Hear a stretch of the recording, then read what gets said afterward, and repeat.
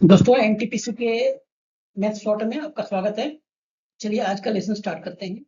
आज का लेसन में पहला प्रश्न है, यदि गीता का वेतन पायल के वेतन से 25% अधिक हो तो पायल का वेतन गीता के वेतन से कितना प्रतिशत कम है। देखो इस तरह के प्रश्न होते हैं ना, तो कैसे हल करना है, ये प्रतिशत का प्रश्न है। इसमें कुछ नहीं करना है, इस प्रश्न आपको घबराना नहीं है। देखो यहाँ पे 25% लिखना है, 25 लिख देना है। यहाँ पे प्रतिशत मैंने 100 करना है और नीचे आ जाओ। यहाँ पे क्या करना है आप देख लो। देखो अगर अधिक रहेगा तो 100 से जोड़ देना है, यानी 125 हो जाएगा यहाँ पे। और कम होगा, अगर आप लोग कम है, वेतन कम है या ऊंचाई कम है, तो 100 से इतना घटा देना है। यहाँ पे अधिक पूरा था 125 कर दो यहाँ पे, ठीक है। यहाँ पे काट दो, 25 चक्कर 100 और एक 25 बचे, 5 5 बचे 25, मानिए आपका उत्तर हो गया 20%, ठीक है। आंख बंद करके आप 20% लिख देना वहां पे, ठीक है, कुछ टेंशन नहीं लेना है। आगे चलते हैं, आगे देखो। आगे का बोल रहा है ये बट्टा का है, ठीक है। ये बोल रहा है 20% तथा 5% जो क्रमागत बट्टे एकमात्र बट्टे के समतुल्य होगा। इस तरह के देखा कि आपको सीधे लगता है 20 से 5 जोड़ देंगे और 100 से घटा देंगे तो 75 हो जाएगा, लेकिन नहीं।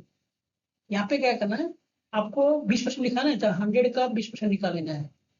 कितना होगा, 20 होगा ना, तो अब 100 में से 20 घटा देना है, कितना बचेगा 80। अब दूसरा 5%, तो इसको 80 का 5 निकालना है। 20 सकते हैं 80, 20 बचा 100, क्या बचा। अब इसको 80 में से क्या घटा दो, कितना बचेगा 76। और अभी लास्ट होगा मेन है 100, 100 में से 76 घटाएंगे तो कितना बचेगा 24। तो आपका आंसर यही होगा, आपका आंसर यही होगा 24, ये आपको ध्यान रखना है। तो आपका आंसर 24 कौन सा होगा, बी वाला,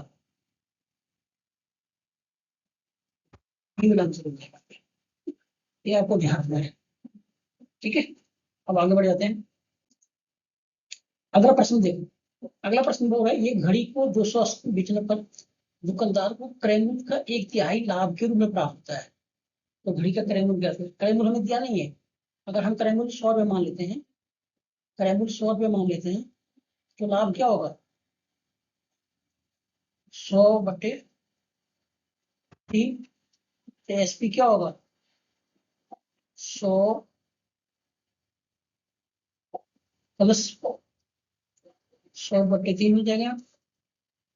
यहाँ पे लिख रहे हैं 300 प्लस 100 यानी 400/3 हो जाएगा। यहाँ /3 छूट गए, है ना। अब यहाँ लिखो जब सीपी, जब एसपी, नहीं सीपी कितना है 100, नहीं यहाँ पे एसपी दिया है ना। जब एसपी 400/3 है तो क्रय मूल्य कितना है 100 रुपया, ठीक है। और एक होगा तो कितना होगा 100/400 3/280 जो दिया हुआ है। तो अभी काट दो, 4 से 4 कट जाएगा, 4×7=28, यानी 210 रुपया आपका होगा सीपी में, ठीक है। ये आपको रखना है, ठीक है। आगे बढ़ते हैं। अब देखो ये हो गया प्रोपोर्शन का आगे। अब बोला ए बी का वैल्यू दिया हुआ 3 4, अब बी सी का दिया हुआ 4 7, तो ए बी सी का वैल्यू निकालना है। बिल्कुल सिंपल सा है। यहाँ क्या करना है, देखो ए का वैल्यू कितना है, ए प्लस बी प्लस सी बटे सी। ए के वैल्यू कितना है 3, 3 का वैल्यू कितना है 4, सी का वैल्यू है 7,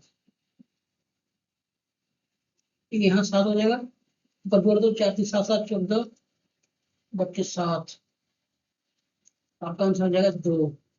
सिंपल है, इससे प्रश्न आप छप जाते हैं, तो आपको छकना नहीं, सिंपल तरीके से काम करना है। अगला प्रश्न देख लो। बोला 500 रुपए की राशि पर 8% वार्षिक ब्याज की दर से 5 वर्ष का साधारण ब्याज क्या होगा। आपने थंब पढ़ा है पी एस सिंपल इंटीजर बराबर पी आर टी बटे 100।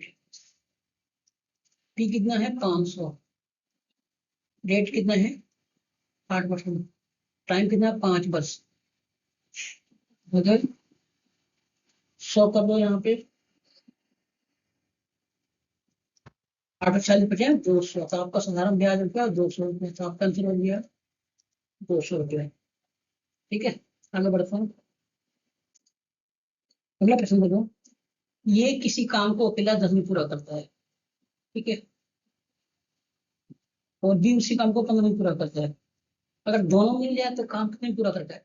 इस तरह काम हो तो क्या करना है, तो 10 और 5 का एलसीएम निकालना है, तो 10 और 5 का 10 15 एलसीएम कितना होगा 30 हो जाएगा, तो टोटल काम है 30। ठीक है, ये करता है 10 दिन में पूरा करता है ना, एक रोज कितना करता है 3 काम पूरा करता है, और बी करता है 15 दिन में, एक रोज कितना 2 काम करता है। अब दोनों का जोड़ देंगे तो 5, दोनों मिलकर एक दिन में कितना करता है 5 काम करता है, करना है 30 काम, वो करता है एक दिन में 5, तो कितना लगेगा 6 दिन। ये आंसर आपका होगा 6 दिन। ठीक है, इतना शॉर्ट ट्रिक से समझ लो, कुछ नहीं करना है, डायरेक्ट खड़ा हो गया। अगला प्रश्न देखो, अगर कोई वस्तु 120 रुपये में बेची गई और 25% का लाभ हुआ तो ट्रायंगल ज्ञात करें। जो सीपी के लिए क्या करना है, 120 उन्हें 25% को 5/100 निकालना है, यानी 1/4, 5/4 है ना, 5/4 होता है, तो 4/5 लिखना है। क्या लिखना है यहाँ पे 4/5। अगर सीपी निकालो 4/5 उल्टा कर देंगे, एसपी निकालना देंगे तो उल्टा सही रखना है। 5 से करे 24 बचे 20 से, यानी 96 रुपया आंसर हो गया आपका। ठीक है, अंतिम प्रश्न एक और देख लो। अंतिम प्रश्न है 63 रुपये प्रति किलोग्राम की चाय। ठीक है, 2 चाय है, 30 रुपये किलोग्राम की है, 90 रुपये की, 90 रुपये किलोग्राम की चाय, 2 चाय है। ठीक है, उसको मिक्स करके 72 रुपये किलोग्राम की चाय बनानी है, तो उनका अनुपात क्या होगा। सीधे क्या करना है यहाँ पे हमें, किस तरह प्रसार करना सीधे तरीके बताता हूँ। 90 और 30 को जोड़ देंगे, और यहाँ पे 72 -63 से हटा देंगे। अभी 90 63 को जोड़ देंगे कितना होगा, 90 और 63 को जोड़ना, यहाँ पे जोड़ना, दोनों में घटाना होता है तब ठीक मिलता है। ठीक है, हम घटा देते हैं, कितना हुआ 87 हुआ पर में 87 हुआ, अरे 9 हुआ, तो 9 15 9 3 हुआ, यानी 3 अनुपात 1 1 अनुसार आपको। थैंक यू दोस्तों, उम्मीद करता हूँ आपको ये वीडियो बहुत पसंद आएगा। कैसा लगा मुझे कमेंट से जरूर बताइएगा। मिलता है अगली वीडियो में, थैंक यू।